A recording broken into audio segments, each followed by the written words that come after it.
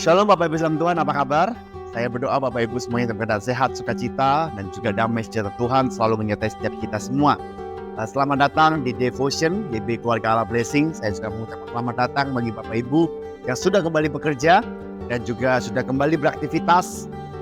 Barusan pulang dari liburan, selamat menikmati berkat Tuhan. Dan waktunya kita bersama-sama belajar kembali, tumbuh kembali untuk mengenalkan kebenaran Tuhan. Pada sebelum itu kita berdoa bersama-sama. Tuhan, yang mengucap syukur atas segala kebaikan-Mu dalam kehidupan kami. Engkau adalah Allah yang baik, Engkau adalah Allah yang luar biasa Tuhan. Kasih-Mu tidak pernah habis, kesetiaan-Mu tidak pernah habis dalam kehidupan kami. Dan karya-Mu yang begitu indah selalu ada dalam kehidupan kami. Hari ini Tuhan, kami bersatu hati, kami berkumpul di tempat ini secara online. Kami percaya kami mau mendengarkan kebenaran firman-Mu. Kami percaya biarlah setiap kebenaran firman-Mu dapat mengubahkan kehidupan kami. Sebab kami percaya hanya firman-Mu lah yang dapat mengubahkan kehidupan kami. Terima kasih Tuhan, bila segala pujian, hormat, kemuliaan hanya bagi satu nama yang besar, yaitu Yesus Kristus Tuhan. Dalam nama Tuhan Yesus, haleluya, amin, amin. Shalom Bapak Ibu Tuhan, dan hari ini kita masih belajar Paskah atau Paskah kebangkitan Yesus, yaitu kita belajar tentang keraguan-raguan. Jadi pada saat Yesus lahir ke dalam dunia, ya semua tidak ada yang heran, karena ada seorang bayi lahir. Ya meskipun banyak yang menentang, tetapi banyak juga yang tidak heran. Lalu pada saat Yesus membuat mujizat, banyak orang tidak heran. Pada saat Yesus mati di atas kayu salib, banyak orang tidak heran. Tetapi kebangkitannya membuat orang menjadi ragu-ragu. Karena kebangkitannya sangat susah untuk diterima. Ya, dan sampai hari ini yang namanya kebangkitan Yesus itu sangat susah diterima. Kematiannya bisa diterima, kelahirannya bisa diterima, lalu mujizatnya bisa diterima, tetapi kebangkitannya itu susah diterima. Tapi hari ini kita akan belajar bersama-sama bahwa memang pada saat kurun waktu 40 hari setelah kebangkitannya, ia menampakkan diri, membuktikan bahwa dia hidup. Dia tidak mati tapi dia hidup. Karena itu dia perlu menyatakan dirinya kepada murid-murid. Nah, salah satu kisah yang sangat terkenal yaitu dalam Lukas 24 ayat yang ke-13 Bapak Ibu, yaitu pada saat murid-muridnya perjalanan ke kota Emmaus. Di mana sih kota Emmaus ini? Emmaus ini kampung yang kecil Bapak Ibu. Ya, mengapa mereka ke sana? Banyak penafsir mengatakan karena ada pelayanan. Tapi beberapa penafsir mengatakan karena mereka takut. Karena di ayat-ayat sebelumnya dikatakan bahwa kubur kosong. Ya, bahwa Yesus sudah nggak di sana, Yesus sudah bangkit. Mereka takut dituduh menjadi seorang pencuri. Ya, ada juga yang mengatakan bahwa mereka lari. Tetapi pada intinya Bapak Ibu Tuhan, mereka pergi ke kampung itu kemungkinan besar karena ada ketakutan, ada kekecewaan, ada keraguan-raguan yang dialami oleh murid-murid Yesus. Nah, perhatikan ayat yang ke-13. Ya, saya akan bacakan. Pada hari itu juga dua orang dari murid-murid Yesus pergi ke sebuah kampung bernama Emmaus yang terletak kira-kira 7 mil jauhnya dari Yerusalem. Dan mereka bercakap-cakap tentang segala sesuatu yang telah terjadi.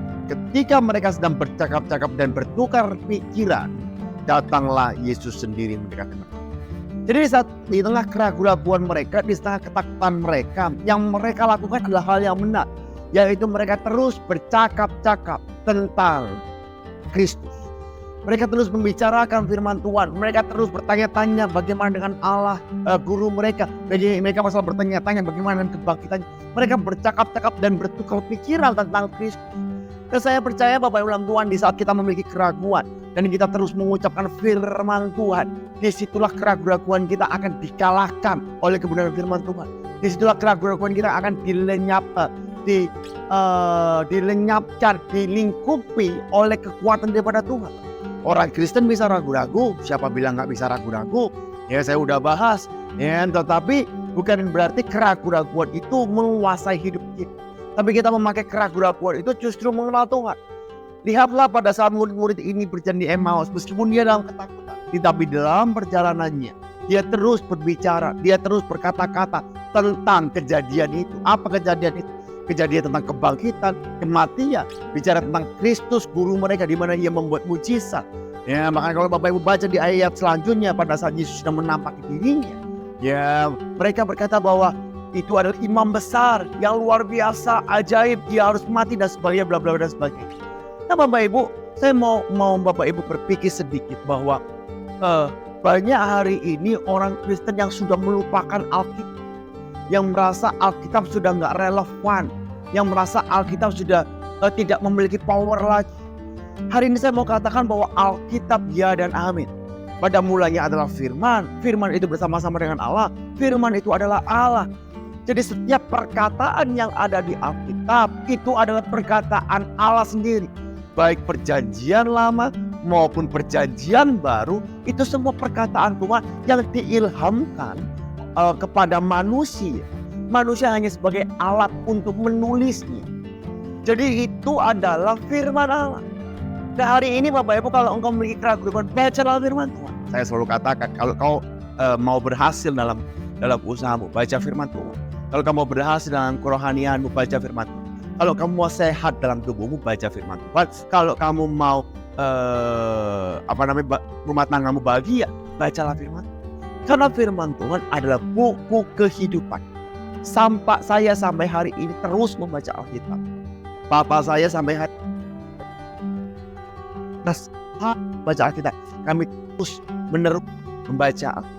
Kenapa? Karena saya percaya, ya, Injil adalah kekuatan Allah. Yang percaya katakan.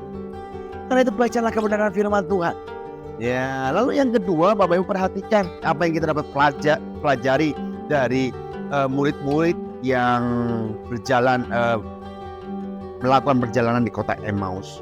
Ya, ketika mereka sedang bercakap-cakap dan bertukar pikiran, datanglah Yesus sendiri mendekati mereka lalu berjalan bersama dengan mereka. Tetapi ada sesuatu yang menghalangi mata mereka sehingga mereka tidak mengenal Dia. Bapak Ibu, hal yang kedua Bapak Ibu, kadang visi terkadang visi diperlukan supaya kita tetap bisa mengalahkan keraguan kita. Sekali lagi ya Bapak Ibu, terkadang visi diperlukan untuk mengalahkan keraguan kita.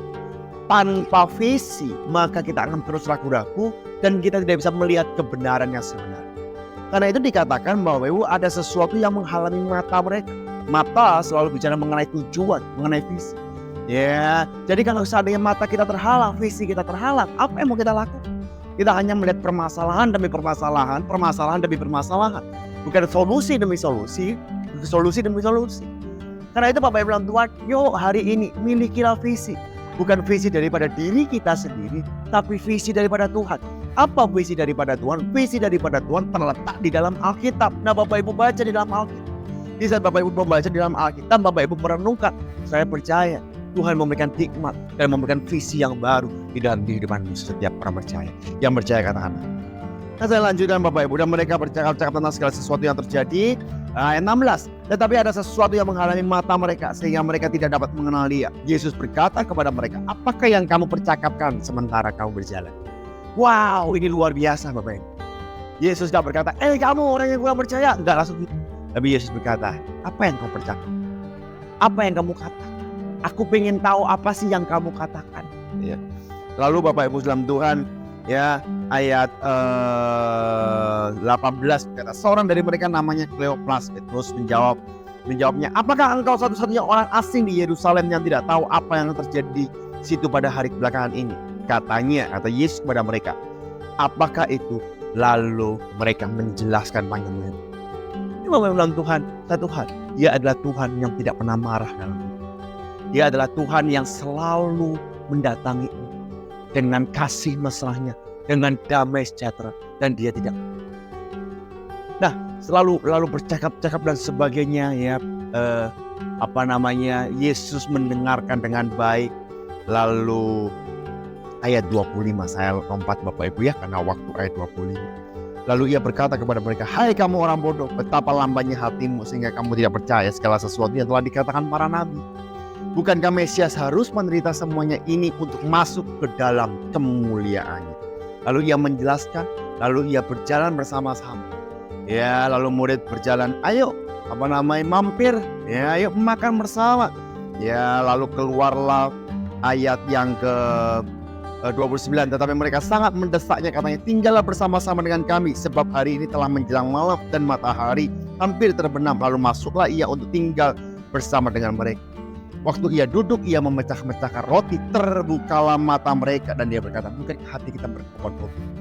Ya Bapak Ibu, satu hal untuk menjawab setiap keraguan-keraguan, milikilah hubungan dengan, berfellowshiplah dengan Dia. Tuhan yang baik, Dia bukan Tuhan yang jaim, jaka image, no. Dia datang ke dalam dunia untuk dapat bersekutu dengan Bapak Ibu dan saya. Dia datang ke dalam dunia untuk melayani Bapak Ibu dan saya. Ya, milikilah hubungan dengan Tuhan. Di saat engkau memiliki hubungan yang dekat dengan Tuhan, maka saya percaya, ya, kebenaran itu ada dalam kehidupan kita, kekuatan itu ada dalam kehidupan kita. Maka keraguan-raguanmu akan diubahkan menjadi sebuah kepercayaan yang kokoh di mana nama Tuhan.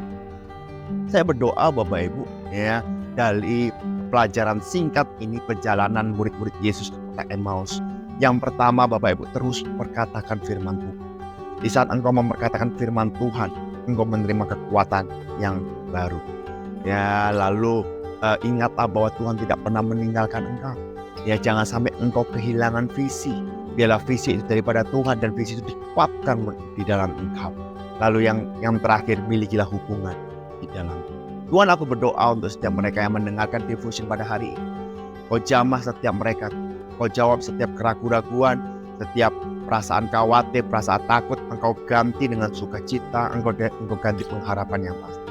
Setiap mereka yang kehilangan visi Tuhan, mereka nggak memiliki tujuan hidup, aku berdoa di dalam nama Tuhan Yesus, biarlah engkau sendiri yang memberikan visi yang baru, tujuan yang baru, di mana namamu dipermuliakan.